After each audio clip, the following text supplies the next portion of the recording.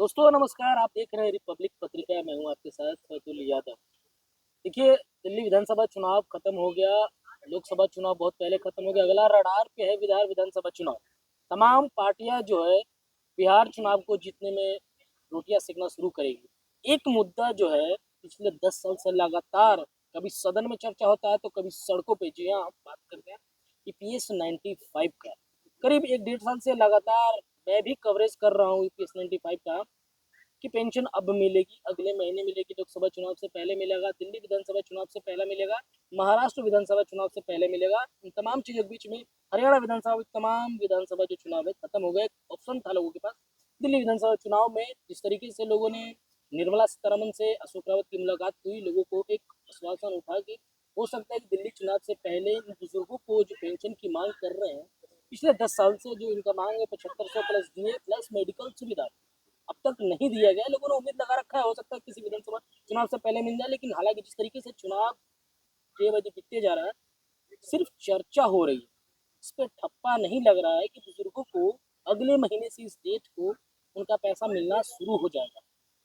सवाल ये बनता है कि क्या बुजुर्ग अब सड़क पर प्रदर्शन करेंगे? ये बुजुर्ग तो अब नाती पोता के साथ खेलने की उम्र में सड़क पर प्रदर्शन तो करेंगे नहीं। तमाम तरह के कई आरोप इनके ब्रिगेडियर पे भी लगाया जा रहा है कि 10 साल से हो सकता है कि ईपीएस 95 के जो बड़े नेता वही आपस में जो है कि नेता बनने के लिए, चमकने के लिए ओल झुम कर रहे हैं।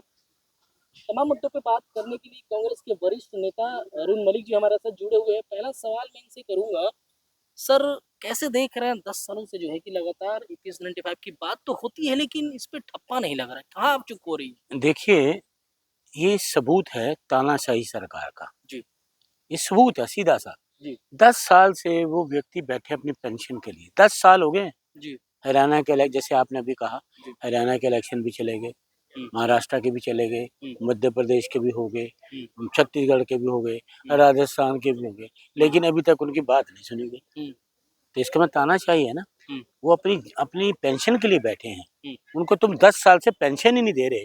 हम्म, 10 साल उनको यहाँ हो गए बैठे हुए धरने पे। हम्म, कोई सरकार के व्यक्ति सुनने ही नहीं है उनका। हम्म, सरकार के कान पे जू ही नहीं रेंगती। हम्म, अरे वो अपनी पेंशन मांग रहे हैं, जहां उन्होंने नौकरी की है, अपना जीवन दिया है, वो उसके बदले अपना पेंशन मांग रहे हैं ताकि अपना गुजर बसर कर सके, घर चला सके, रोजी रोटी की अपने घर पे रोजी रोटी लाए।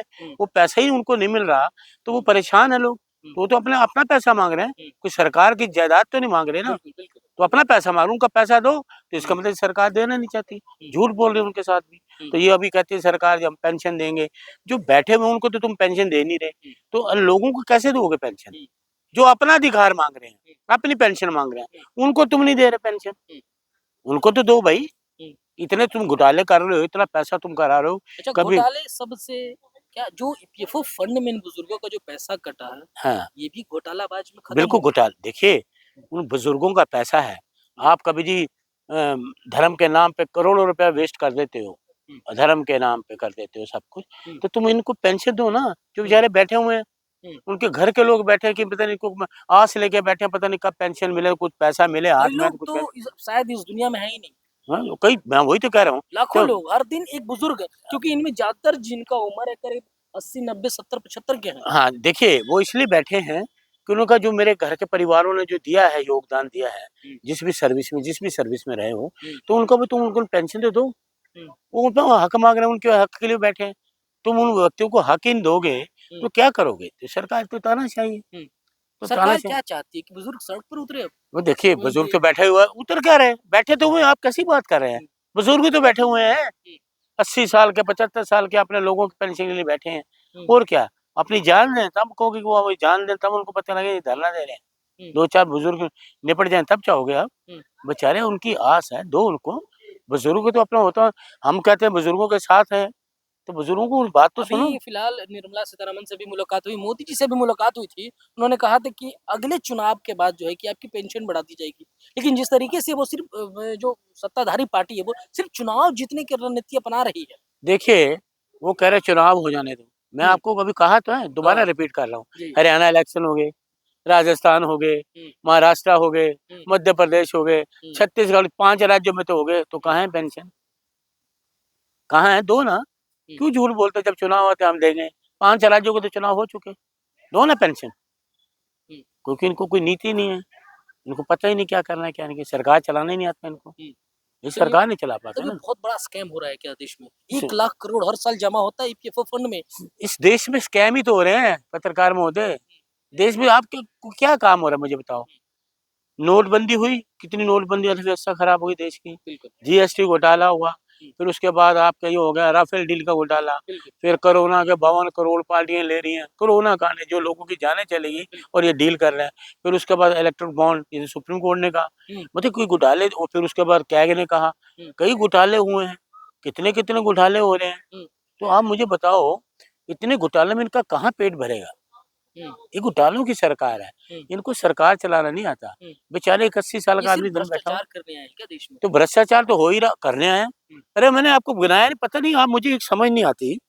आपको मैं गिना तो दूं, नोटबंदी देश की व्यवस्था खराब होगी, सबसे बड़ा घोटाला, और रात में नोटबंदी कर रहे हैं। जीएसटी सबसे बड़ा घोटाला, गब्बर सिंह ने, जैसे हमारे राहुल जी ने कहा, वो रात के समय हुआ। फिर राफेल डील 500 करोड़ का प्लेन था, 1500 करोड़ का हो गया। इलेक्ट्रिक बॉन्ड का कितना घोटाला, फिर आपका कोरोना में 52 करोड़, क्या वो लोग इंजेक्शन जिन्होंने लगाए वो मर रहे हैं, कंपनी से इन्होंने वो ले लिया। तो ये घोटाले तो हैं, घोटालों वाली सरकार है भाई। लेकिन आपने तमाम जो है घोटाला गिनवा दिया, तो एक सवाल छोटा सा ये बनता है कि देश का रुपया गिर रहा है, महंगाई बढ़ रहा है, गिर रहा है, गिर गया, आप कह रहे गिर रहा है, चलिए गिर गया, महंगाई बढ़ रहा है, बेरोजगारी बढ़ रहा है, हाँ। लेकिन दिन पर दिन भाजपा किस तरीके से चुनाव जीत रही है, बेईमानी, उनका तो ग्राफ बढ़ते जा रहा है। बेईमान, उनका ग्राफ नहीं पड़ रहा, ये ईवीएम की मेहरबानी, इलेक्शन कमीशन की मेहरबानी उनपे। बजप्पा को मतलब पूरा मशीन से खेला। आप सुनिए, देश के लोग भारतीय जनता पार्टी के खिलाफ है, वो कांग्रेस को लाना चाहते हैं। क्या वजह है, जो देश जिसके खिलाफ है उसको ये बढ़ोतरी दिखा रहे हैं, जो देश जिनको चाहता है उनको ये दिखाते ही नहीं है। तो ये बेईमानी है इलेक्शन कमीशन की। यानी कि पूरा मामला जो है मशीनों से की जा रही है। इन बुजुर्गों की संख्या करीब करोड़ों में है, तो इसी वजह से क्या मोदी जी को वोट का भी डर नहीं रहा? देखिए राहुल जी ने कहा संसद में, सवाल करते हैं जवाब नहीं मिलता। उन्होंने कहा महाराष्ट्र के कैसे वोट बढ़े बताओ तो सही, इलेक्शन के बाद वोट बढ़ रहे नहीं बता रहे। उनका डाटा तो डाटा नहीं दे रहे। तो इसका बेईमानी, एक बिल्डिंग में कह रहे थे 8000, एक ही बिल्डिंग में उन्होंने मांगा। देखो राहुल जी पे देश के लोग विश्वास करते हैं, तो राहुल जी जो बोलते हैं उनकी बातों का जवाब तो दो भाई, जवाब देते नहीं है। ये इनका जवाब देने का ये मतलब है कि हम जवाब नहीं देंगे, लोग सोचेंगे कुछ है ही नहीं। अरे वो देश के सच्चे आदमी है राहुल गांधी जी, देश भरोसा करता है राहुल गांधी जी पे। तो राहुल गांधी जी जब तक वो जिंदा है ना, तो देश के लोगों की आवाज उठाते रहेंगे। तो फिर ऐसा परिवार है। राहुल गांधी अगर देश के लिए वाकई में काम कर रहे हैं, करोड़ों में संख्या है पेंशनरों की, उनकी आवाज क्यों नहीं उठाते? देखिए आवाज उठाई है उन्होंने राहुल जी, आपको क्या पता, कई बार उन्होंने आवाज उठाई, हमारे कई नेताओं ने आवाज उठाई है, शायद आपको पता नहीं, आप देखिएगा वीडियो निकाल के कई बार। नहीं, आपके सांसद आवाज जरूर उठा, लेकिन राहुल गांधी ने कभी ऐसा कभी, देखिए एक अगर सांसद ने उठा ली तो हमारी पार्टी के तो है। अब आप मेरे को कह रहे हो तो मैं तो कांग्रेस से सिपाही हूँ, राहुल गांधी का सिपाही हूँ, कांग्रेस सिपाही हूँ। तो कहते हैं ना, अगर 100 लोगों में एक आदमी किसी का विरोध करे तो वो विरोध माना जाता है। तो कांग्रेस के लोग कह रहे हैं मैं कांग्रेस से विरोधी है, कट्टर कांग्रेसी हूँ, कांग्रेस का कार्य करता हूँ, तो कांग्रेस जो बात करूंगा कायदे से कहूंगा और हकीकत में कहूंगा। जो राहुल जी बात, उन्होंने हमें एक चीज सिखाई है, जो भी को सच बोलो, तो हम सच बोलते हैं। आप तो कांग्रेस के इतने बड़े नेता हैं, अपने नेता नहीं, मैं कार्य करता हूँ। राजीव गांधी जी के साथ काम किया, आप इतने दिन से लगे पड़े, आप क्यों नहीं आवाज उठाते? देखिए हम तो आवाज उठाता हूँ, आप इंटरव्यू ले किस लिए ले रहे हैं?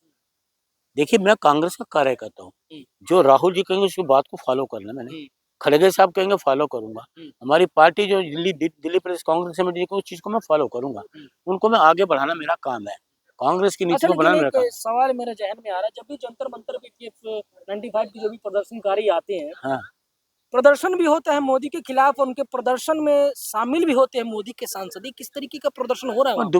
डिप्लोमेसी है, डिप्लोमेसी झूठ बोलने की परिकाष्ठा है। वो झूठ बोलते हैं दिखाने के लिए हमें। अब मोदी जी को जाके बोले डायरेक्ट, ये लोग हैं, इतने लोग हैं, इनके लिए इतने लोगों को पेंशन दो, बोले इतने लोगों को पेंशन दो, क्यों नहीं दे रहे, दे ना पेंशन।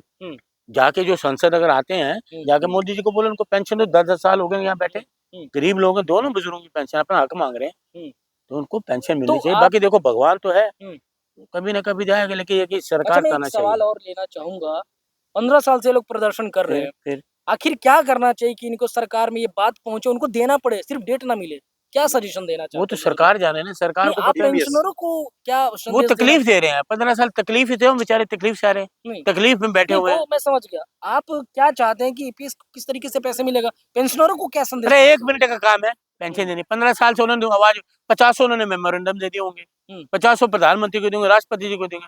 1 मिनट का काम है, पास करना, दो खत्म। कोई टाइम ही लगता है इसमें।